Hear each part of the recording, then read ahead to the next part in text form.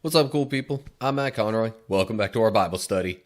Alrighty, so Leviticus 19. This is a much broader possible set of rules and things like that. It just says holiness in personal conduct. Again, with the cleanliness and purity kind of theme, just in a much broader, like, behavioral sense, I guess you could say. A lot of the laws that have been laid out before this have actually been of a much more like physical cleanliness nature. But this seems more just like, general conduct. Anywho, okay. Here we go. Leviticus 19. The Lord also said to Moses, "Give the following instructions to the entire community of Israel. You must be holy, because I, the Lord your God, am holy. Each of you must show great respect for your mother and father, and you must always observe my Sabbath days of rest. I am the Lord your God. Do not put your trust in idols or make metal images of gods for yourselves. I am the Lord your God." All right, so this sentence right here, "You must be holy because I, the Lord your God, am holy," that's a big part of the reason for all these laws and regulations and, again, things that are meant to separate God's people from the other people around them. Like, God is holy and righteous and just. And so if he's going to have a chosen group of people represent him, they should also, at least for the most part, be holy and righteous and just. But there's a lot that goes into that. Thus all the laws that we have, going back to Exodus and all the way up through what we've covered so far, and even further beyond that. But we're getting there. These commands right here were actually within the Ten Commandments, so that's not exactly something new. And I guess this one as well, about, not making images of gods, of other gods, little g gods, because they were supposed to only worship him.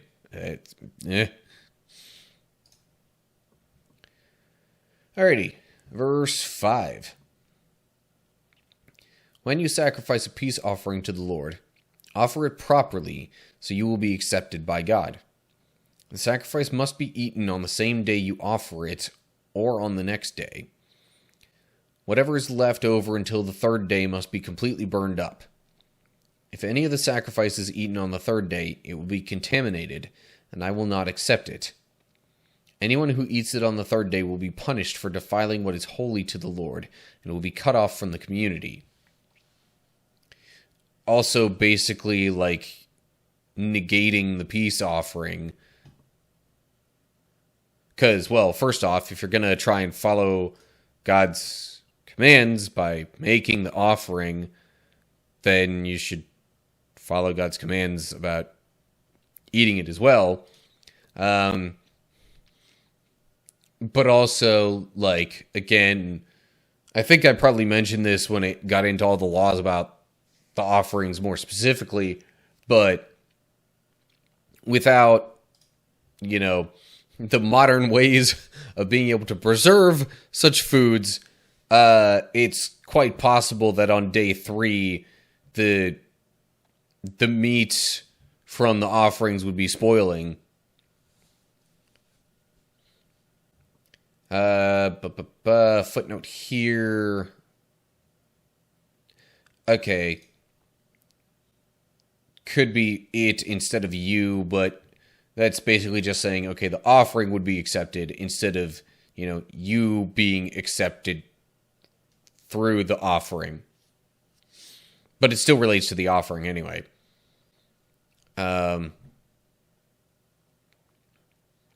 Okay. Not really much else to say there. Moving on to verse 9. When you harvest the crops of your land, do not harvest the grain along the edges of your fields, and do not pick up what the harvesters drop. It is the same with your grape crop. Do not strip every last bunch of grapes from the vines, and do not pick up grapes that fall to the ground. Leave them for the poor and the foreigners living among you. I am the Lord your God. So,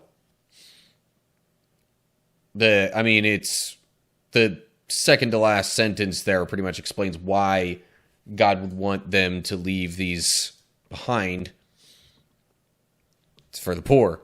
I guess, with especially the really poor folks in the community who wouldn't have had their own, at least as much of their own resources,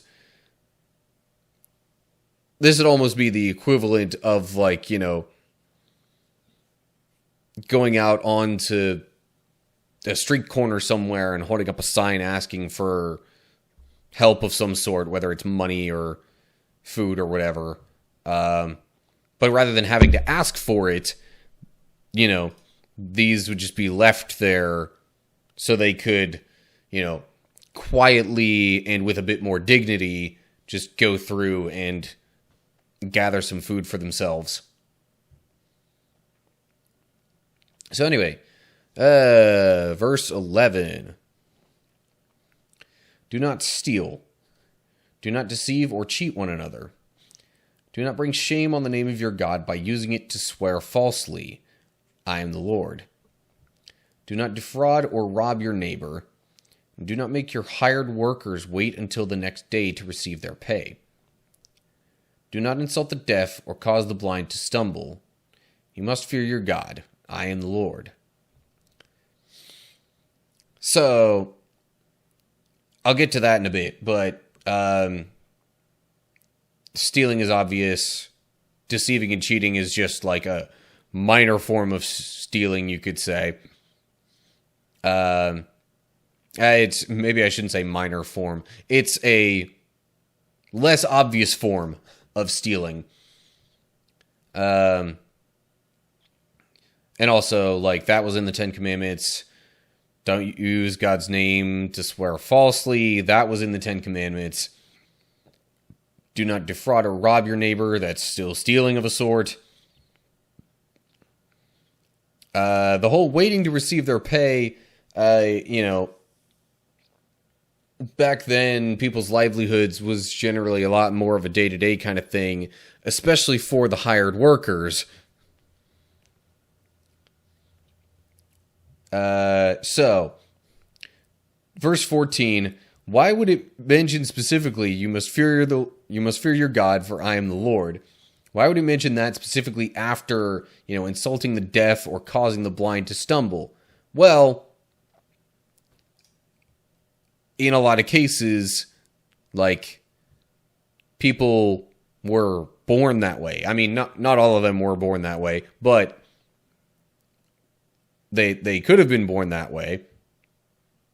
And if they were born that way, then God made them that way. And so, insulting them because of that, or pranking them or whatever, basically disrespecting them because of the way that God made them, is in a way kind of disrespecting God because God made them that way.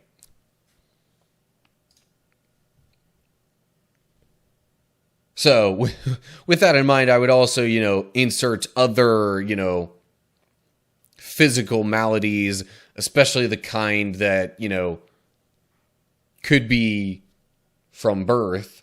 You could insert someone who's mute, they can't speak. Someone who has, underdeveloped arm or leg or whatever. I'd say you could probably safely insert those into here as well because of, God has made them that way. It's a similar notion. By disrespecting them and the way that they were made by God, you're sort of disrespecting God because he made them that way, and there must have been a reason for it. Anyway, verse 15. Do not twist justice in legal matters by favoring the poor or being partial to the rich and powerful. Always judge people fairly. Do not spread slanderous gossip among your people. Do not stand idly by when your neighbor's life is threatened. I am the Lord. So, showing no partiality, it specifically mentions to the poor or the rich, because, some people think that maybe they can kind of sort of earn, brownie points figuratively for, being nicer to poor people and kind of helping them out by doing that. But some people want to show extra favor on the rich and kind of suck up to them. But God says, no, you shouldn't do either. Always be just and fair, no matter the circumstances, no matter what type of person you're dealing with. Footnote here, Hebrew could be interpreted, do not act as a merchant toward your own people. It doesn't really say what kind of merchant. That would seem more like, turning against your own people and using them for your own gain in some way or another. Gossip is also bad. This, I'm a little less sure of what it means by that. Again, my best off the top of my head idea of that is it could be referring to trying to sell off your own people to somebody else. Kind of Joseph's brothers ultimately did with him. But anyway, don't stand idly by when your neighbor's life is threatened. Yeah, I would, in a modern context, insert here, don't stand idly by recording what's going on while your neighbor's life is threatened. That's kind of a sad truth of the culture today, that some people just, in order to have evidence of what happened, they'll just stand there and record what's going on their phones instead of actually trying to help. No. Helping people takes priority. Because if you're not helping, you might be the help that's needed in order to actually save them. But anyway, okay. Verse 17. Do not nurse hatred in your heart for any of your relatives. Confront people directly so you will not be held guilty for their sin. Do not seek revenge or bear a grudge against a fellow Israelite, but love your neighbor as yourself. I am the Lord. So, remember maybe I shouldn't say remember, but if you're familiar with the golden rule, as it's called, love the Lord your God with all your heart, soul, mind, strength, and love your neighbor as yourself. Here's the original usage of it. Just putting that out there. What's the footnote here?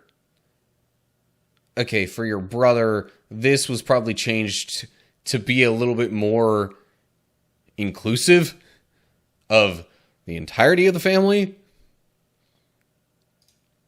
But, yeah, first of all, shouldn't really have hatred in your heart toward anybody and let it just sit there and fester, because it's only making things worse for you. Potentially for the other person as well, because then you have a more negative view of them. And it's followed up with confront people directly, because that's like the underlying principle here. Don't let it just sit there and fester. Like, talk it out. Do whatever you have to at least, get on, on decent terms with each other. Because, I mean, we're all flawed people. We all mess up. There's got to be some way of, at least getting to where we can tolerate each other, even if we might not try and interact with each other as much after a certain thing has happened.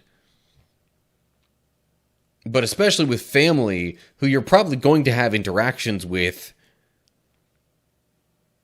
like, yeah. And probably even more so back then, when a lot of families lived, directly with each other. Okay. Verse 18. No. 19. You must obey all my decrees. Do not mate 2 different kinds of animals. Do not plant your field with 2 different kinds of seed. Do not wear clothing woven from 2 different kinds of thread. So the basic gist there seems to be, like, don't be mixing things of different kinds. I guess on the broader theme of, like, purity as well. Like, you're making these things not purely what they originally were by doing these kinds of things. Anyway, verse 20. If a man has sex with a slave girl whose freedom has never been purchased, but who is committed to become another man's wife, he must pay full compensation to her master. But since she is not a free woman, neither the man nor the woman will be put to death. The man, however, must bring a ram as a guilt offering and present it to the Lord at the entrance of the tabernacle. The priest will then purify him before the Lord with the ram of the guilt offering, and the man's sin will be forgiven. So, again, slavery was just kind of a thing then, and even though it might not be God's ideal, God couldn't just, like, ignore the fact that it was a thing. So, in those kinds of instances, then there needed to be laws on how to handle situations related to the slaves.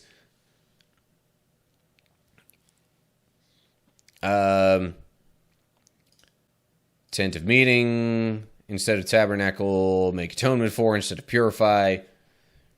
Just possible rewordings based on the original Hebrew. Anyway, I feel like I kind of want to say more there, but we've covered in previous chapters as well, the whole slavery thing and how it was different then. So I hope you don't mind if I don't really dig too far into that right now. So with that, then we get to verse 23. When you enter the land and plant fruit trees, leave the fruit unharvested for 3 years and consider it forbidden. Do not eat it. In the 4th year, the entire crop must be consecrated to the Lord as a celebration of praise. Finally, in the 5th year, you may eat the fruit. If you follow this pattern, your harvest will increase. I am the Lord your God. So, I'm not knowledgeable enough of, trees and plants and how this was supposed to help, but, I mean, it says the point of it is to provide for a better harvest later on. So I guess the idea then is if you, harvest the fruit in the earlier years, then, the trees won't be able to develop as well, or like they won't be able to produce as much later on, because then they're not like benefiting from the natural, like, I'm blanking on the word, but like you're not harvesting the fruit, so it's just falling off the tree then and going onto the ground, decaying. All the nutrients or whatever are getting into the soil then, which then is affecting the tree being there. At least that's my assumption. If I'm wrong, feel free to correct me on that, but I assume that that's the idea. The Hebrew could originally have been rendered, consider it uncircumcised rather than forbidden, but in the context of the Hebrews, or, the Israelites, God's chosen people, I mean, the males were all supposed to be circumcised. Therefore, like, it could have been a similar meaning of, like, it's not part of the covenant, so to speak. But basically, it's the same general meaning, I guess, as forbidden. Whether you take that to mean, like, impure or, whatever. It's a similar general idea. Anyway, okay. Moving on to verse 26. Do not eat meat that has not been drained of its blood. Do not practice fortune-telling or witchcraft. Do not trim off the hair on your temples or trim your beards. Do not cut your bodies for the dead, and do not mark your skin with tattoos, for I am the Lord. Do not defile your daughter by making her a prostitute, or the land will be filled with prostitution and wickedness. Keep my Sabbath days of rest, and show reverence toward my sanctuary. I am the Lord. Do not defile yourselves by turning to mediums or to those who consult the spirits of the dead. I am the Lord your God. Stand up in the presence of the elderly and show respect for the aged. Fear your God. I am the Lord. So, okay. Not eating meat. Like the whole consuming blood thing we covered a couple of chapters ago. Basically, like, consuming the life essence of another living creature, even after it's dead. Not a good thing. Fortune-telling and witchcraft, it's like you're trying to get meaning from things that, like, aren't, you're trying to find answers in things that aren't God's answers. Trimming off the hair on your temples or trimming your beards. That is definitely something we don't really follow in this day and age. And really a lot of the laws that are mentioned here that don't get followed by Christians, at least, are just because of, the New Testament idea and, Jesus essentially, again, New Testament is like basically meaning there's a new covenant, there's a new, agreement between God and people. And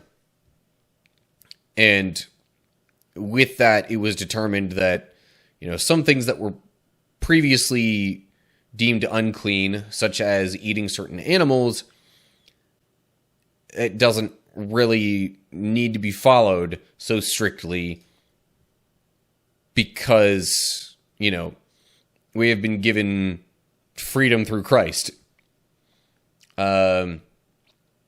Similar thing with, having tattoos.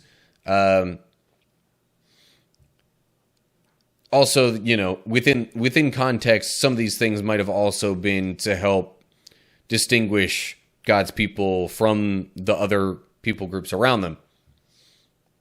A lot of I am the Lord's down in these verses, probably just to put emphasis on them. Keeping Sabbath days, yeah, that was mentioned already. Turning to mediums. Again, you're trying to seek guidance from things that aren't God. Showing respect for the elderly, it even more so than today. In this day and age, they're still generally seen as, more experienced and, assuming the state of their minds hasn't deteriorated significantly, they're wiser, generally know more from experience in life. So, yeah. Plus, they're your ancestors. You wouldn't be here without them. So, yeah, anyway. Okay. Probably going to read through the rest of the chapter and then wrap this up now. Verse 33. Do not take advantage of foreigners who live among you in your land. Treat them like native-born Israelites, and love them as you love yourself. Remember that you were once foreigners living in the land of Egypt. I am the Lord your God. Do not use dishonest standards when measuring length, weight, or volume. Your scales and weights must be accurate. Your containers for measuring dry materials or liquids must be accurate. I am the Lord your God, who brought you out of the land of Egypt. You must be careful to keep all of my decrees and regulations by putting them into practice, for I am the Lord. Again, lots of I am the Lord's toward the end of this. So, don't treat foreigners different. That's just... nowadays, you would think of that almost just like as common courtesy, but, people around them didn't exactly do that all the time. Still to this day, we often struggle with, people from other lands being treated the same. Or shoot, in the U.S. at least, you even have just different people groups that were born and raised here that still kind of get treated differently based on their upbringing or the color of their skin or what have you. So, but, especially foreigners living among the Israelites, because they were also held to the same laws and standards, it would have essentially been they're choosing to join God's people and be held by the same restrictions. So, they're choosing freely to join God's people, and so if they're making that effort to, join you and be like you, why should you treat them any different? And then using dishonest standards and all that, I would bring that back to the whole not stealing or deceiving kind of idea, because that's basically what it is if you're dishonest in those kinds of ways. Footnote there. The Hebrew says use an honest ephah and an honest hin, which would have specifically separated, the dry materials as it's mentioned and translated here versus the liquid measurements. So yeah, again, just with the final verse there, kind of emphasizing the point that, like, hey, you're my people. I want you to be different. I am holy, so you should be holy as well. And not just do what other people around you do. You should be following my laws as I've laid them out for you, so you can represent me well to the other people groups. And I guess that wraps it up for chapter 19. Alright, so this chapter was one of those ones where it seemed like it was just kind of a more general, overview of a lot of things not to do. Some of which have been mentioned before in some way. But,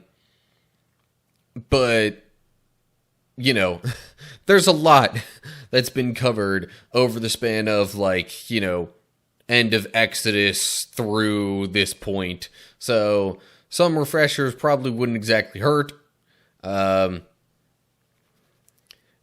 I guess, repetition throughout all this would have been especially helpful for God's people in those times, considering a lot of things were, passed on orally and not in writing, at least to most of the population. But anyway, that's going to do it for this one. So, as always, like and share if you enjoyed the video. Subscribe to the channel and click the bell to get updates when I post new videos. Look down in the description to get info on other social media pages and all that good stuff. And leave comments below that with any thoughts you have. So that's it for now. Hope you're all doing well. Hopefully I'll see you for the next video. But until then, stay cool, people.